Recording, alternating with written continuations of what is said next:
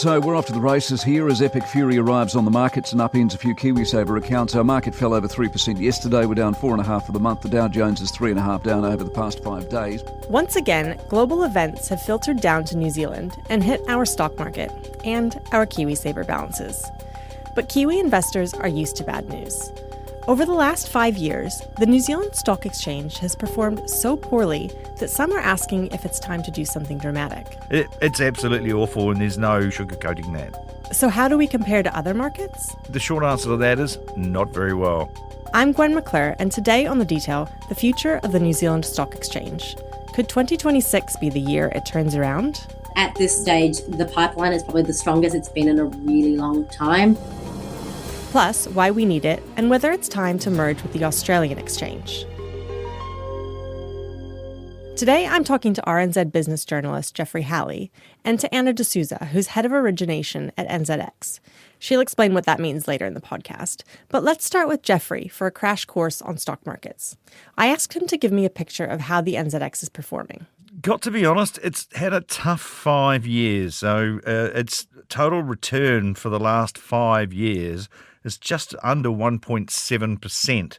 And in 2025, it actually made 3.3%, but it's down about 2.6% in the year to date, the 3 months that we've seen in 2026. So it's really been pretty flat. Now, for context, over the last 5 years, the S&P 500 and the NASDAQ have returned around 85-90%. Wow. To say that number again from New Zealand? 1.7% over 5 years. So that is, I would probably consider that terrible. That's a very incisive conclusion, yeah? Shall we say? It's absolutely awful, and there's no sugarcoating that. Why? Why are we doing so badly compared to these other exchanges? Well, we took a COVID hit. That's one reason, and then following that, the pandemic, we went straight into a pretty ugly and drawn out recession. And also, we don't really have a lot of technology companies and high-end manufacturing companies we have hardly any tech at all on the NZX. So our NZX is really made up of sort of what you might describe as legacy industries. There's utilities and telcos and some manufacturers, some shops and some airlines. It's not technology, and that's what you could really point your finger at as far as the NZX goes. But also, I think a lot of this has been the recession that we've been rolling through for the last few years, and that's hampered these companies' performances. How do we compare to other similar-sized exchanges? Are there other similar-sized exchanges? I'd imagine Australia is sort of what we normally compare to. They are probably a lot bigger. They're a lot bigger, and also they're very much mineral heavy. So sometimes we're not really comparing apples with apples there. It's a much larger market. But also Australians themselves have always been stock market investors, whereas in New Zealand, it's a fairly recent thing for us. I think we've always tried to buy and sell houses to each other to get richer. Whereas Australians and Americans and persons elsewhere, like up in Asia, they've bought and sold stocks. And so it has a lot more liquidity, a much higher capitalisation. Singapore might be a good market to compare us to sometimes. It's had very, very similar challenges to New Zealand, and companies have left. They've had really low valuations. It's made up of a lot of what I would consider to be perhaps utilities or legacy, old school sectors. It doesn't have a lot of tech. It's had a better performance investment-wise. I mean, when we look at what its return, we can't it's easy to oversimplify it. What we also need to consider as investors is what are the dividend yields? You know, how much are these companies paying you in dividends each year? And actually, there's quite a few fairly high dividend companies in New Zealand. So their prices might not be going up, but they do pay a fairly consistent income stream. So who are these investors? We have institutional investors who will be sort of automatically investing in the main stocks on the index, the NZX 50, the top 50 stocks. We'll have private investors. We have KiwiSaver. But yeah, I think part of the reason for the low valuations and the anemic performance of the NZX is that we just haven't been on the radar of international investors. They look at the NASDAQ, they look at the S&P 500, and they look at defence stocks in Germany, and it captures their attention. China, the growth story there, for example. Well, and I guess I wonder why an investor here would be looking at the New Zealand Stock Exchange instead of looking overseas at one of the bigger ones with better outcomes. Like, what would be the motivation there? This is part of the issue. So part of the issue here is that the opportunities just seem more exciting overseas. And now with these online investing portals that we've seen, which have come to New Zealand very, very late, I'm talking 15 years late. We're decades behind there. And so we don't really have that personal investing culture. And KiwiSavers are the same. They've got to make these KiwiSaver funds. They need to make returns as well for people's retirements. So they look overseas as well. Also, there's a concentration risk. You don't want to have all your eggs in one basket when you're investing. So they will look at, we want to be exposed to the US, we want to be exposed to Europe, we want to be exposed to Asia, and we also want a part of that in New Zealand. But yeah, I mean, when you see all the action going on in the NASDAQ and all those technology stocks, it's, but you're a telco here in New Zealand. It's hard to get private investors excited. That's not the telco's fault. That's just that other areas have much greater appeal. Let's get back to this year and the last couple of years. So how have the last years looked? Last year, last 5 years, last 10 years? It's really been, the two largest ones that I've seen since 2014, and I went and dug through the records, were Vulcan Steel and Winton Land. Vulcan Steel's had its challenges. Winton Land is potentially doing very, very well. There have been some other tiny listings, and some of them are technology companies too, but we're talking companies floating who have a market capitalisation of maybe $2 or $3 or $4 million. So they won't even make it into that main NZX 50 index. And they certainly really wouldn't attract the attention of international investors, institutional investors. So we are still seeing small listings ticking through, particularly since they've changed some of the cost, some of the rules around listing. But we're not really seeing any of the big bang ones. Rocket Lab is listed in the US. But what we are seeing, though, to be fair to the NZX, is we are seeing a lot of dual-listed companies in New Zealand and some big names there. So often companies will list on the NZX, but they'll also list on the ASX to increase their investor base. So we are seeing a lot of dual listings. Why? What would be the motivation to do that? Part of it's market capitalisation, valuation. We've seen quite a few takeovers or companies leaving the exchange through buyouts over the last year or so since I've been back in New Zealand anyway. And part of that is because there's just not enough critical mass of money going into the stock exchange to put the valuations at acceptable levels. So a buyer will come in from overseas and go, that looks cheap, I'll buy it and bolt it onto my greater business. But when you list in somewhere like Australia, you immediately have an access to a much greater pool of investors. You have a lot more retail investors. Remember, they have a culture of buying stocks there, but also they have a giant pension scheme there, pension system. They have these giant institutional investors there.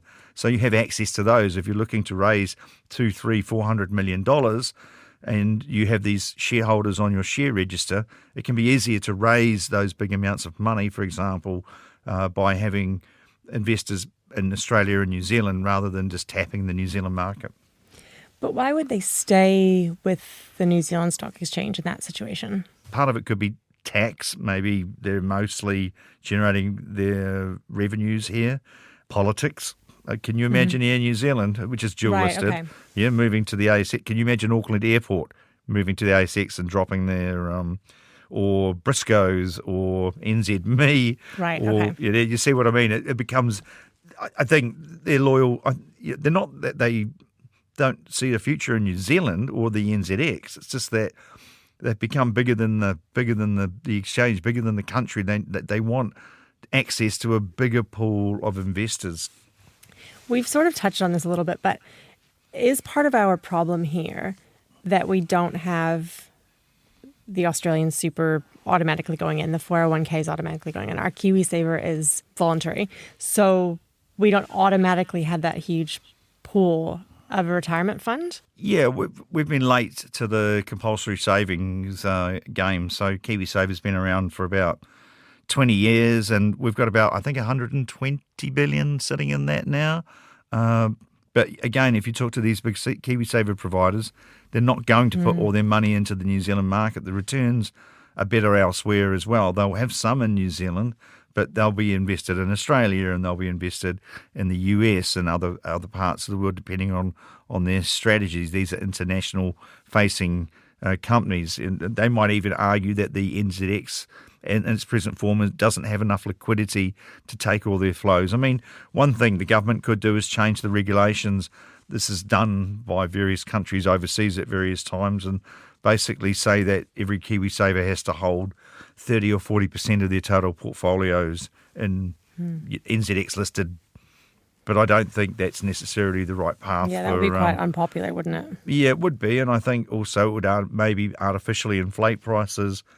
And this is people's retirement savings, so it becomes a thorny issue. But I have seen it done in other countries. But let's say they weren't Western developed countries. What kind of ideas are being floated for how to fix this problem? Well, the NZX has diversified its business model, and it's been very clever that it offers a lot of investment products. It offers derivatives. Derivatives are a financial contract like options or futures. And functionally, it's actually trying to make it easier to list. So one of the big criticisms about listing on the NZX was you had to post this prospective financial information, a PFI, which is basically these forward-looking financials. It was very, very expensive to do that. Also, there are ongoing compliance costs. So when you're listed on a public exchange, you need to put out information on a regular basis, and it's the amount of information and how much resources that company has to spend collating and gathering and presenting that information. Plus then the NZX may charge you a fee for the privilege of being on the NZX as well. So all of the NZX had come in for a lot of criticism about the costs of being listed on the NZX, and so what they've done is that PFI, that prospective financial information, they've changed that. They changed the rules for that one in middle of last year, I believe, and that's made IPOs, like initial public offerings, much, much cheaper. They can also happen faster, and the directors face less risk, and it actually brings it in line with the Australian rules as well. So I think that was a big change, and it could actually encourage more companies that are New Zealand companies who thinking they might want to list at some stage. It might actually encourage them to actually list in the NZX. But there's no instantaneous fixes here. These things take time. But that was a big one. But ongoing compliance costs as well have often been criticised. Even larger companies have complained about the costs of actually ongoing listing. And so I suspect that both the government, because some of these are regulatory requirements, and the NZX are going to have to look at that on an ongoing basis as well. So with those regulatory issues, are there things that the government could or should be doing? Well, they could actually lower the burden of compliance costs, particularly for small and mid-cap, so mid-capitalised. So we're not talking your Fisher and Paykel's or Meridians or Westpacs or ANZs. We're talking about smaller and mid-sized companies. They still bear quite high compliance costs to stay listed on the stock exchange.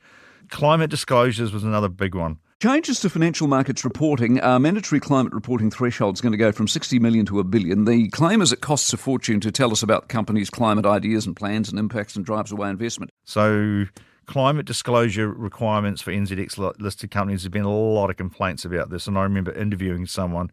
You can drop $100,000 on one of these things per year very easily. Again, if you're a $10 billion company, you might not notice it, but if you're a $10 million company, you're going to notice it, yeah.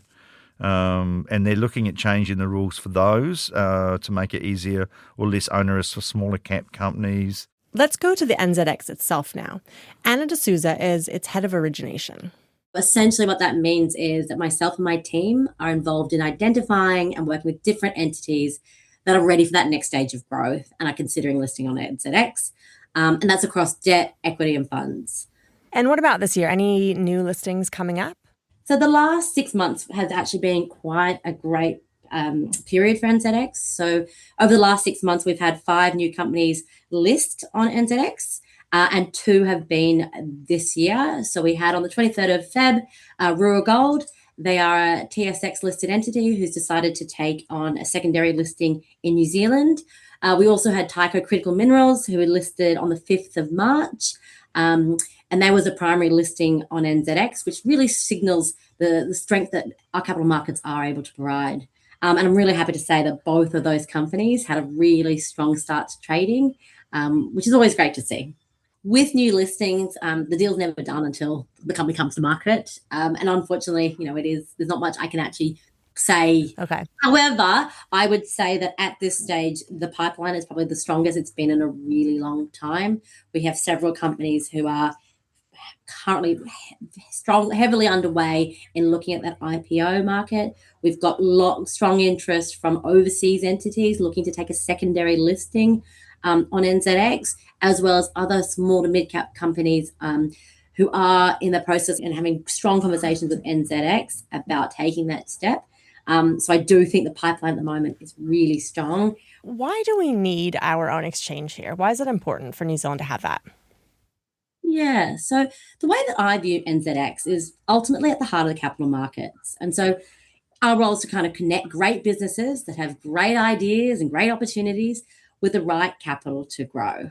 So at a most basic level, we are providing that marketplace where companies and investors, and those investors are everyday Kiwis. So we've got some of the institutions as well, but it also means that mums and dads, people that we all know, can actually participate, connecting with those companies and actually participate in that growth. Strong economies need strong capital markets. And I would very much say that everyone in this country wants New Zealand to grow, because growth means more jobs, high-paying salaries, and it means we're a place where our kids and our future generations can live and grow. So without a local exchange, many companies would actually struggle to access the scale of capital they need.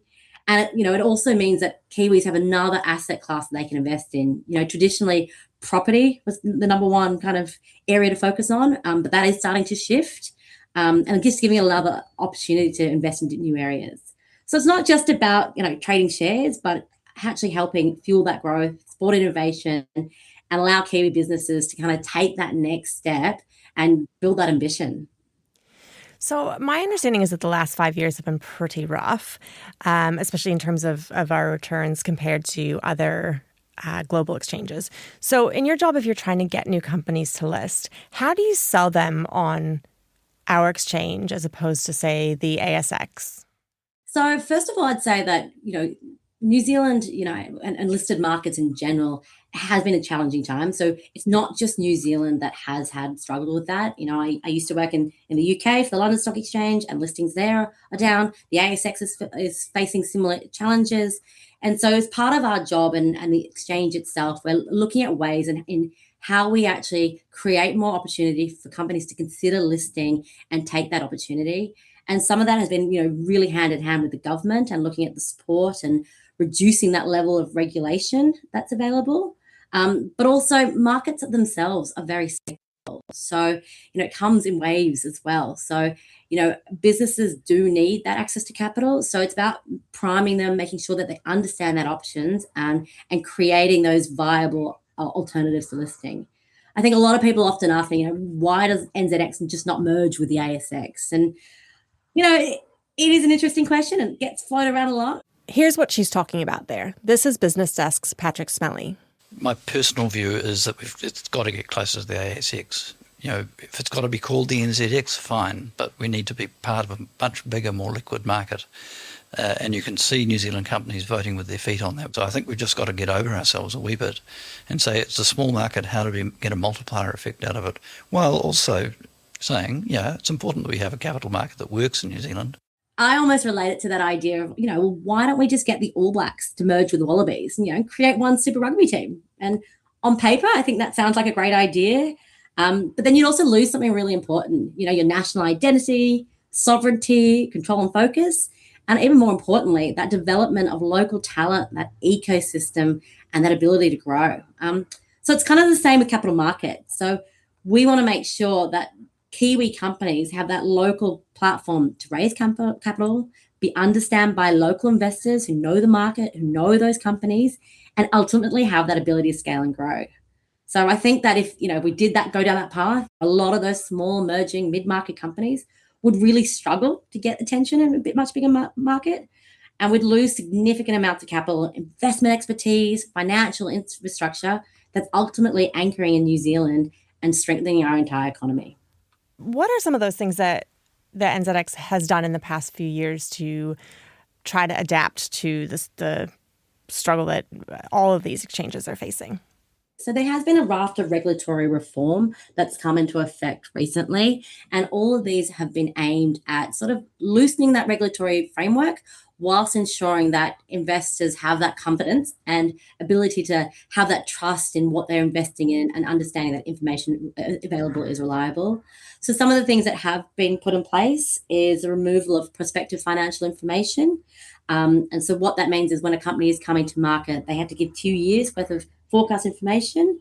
And what the market was overwhelmingly saying was that a lot of time it's quite costly to do, quite expensive, and the information is quite unreliable. So you're getting penalized for doing something that, you can't rely on, but still having to do it. So in June last year, that was moved to become optional. Other changes have been around climate reporting disclosures. Now, New Zealand was one of the leaders in that space. It had quite a low threshold. It was only for listed entities with a $60 million market cap, which is quite low. And in the process, that's been shifted, making it more competitive against the ASX, up to a sort of a $1 billion market cap. And there's a raft of other reform that's currently underway. And we have seen a very supportive government, which we're very grateful for. But more importantly, it's been about the actual ecosystem, not just NZX driving that change. And I think that's a really important piece here, that, we are only one piece of the puzzle. And so the more voices that are working together to push that forward will only mean a stronger market and a stronger economy overall. That's it for today. The Detail is a newsroom production supported by RNZ and New Zealand On Air. Thank you to Jeffrey Halley and Anna D'Souza. This podcast was produced by Alexia Russell and engineered by Phil Benge, and I'm Gwen McClure. Ka kite anō.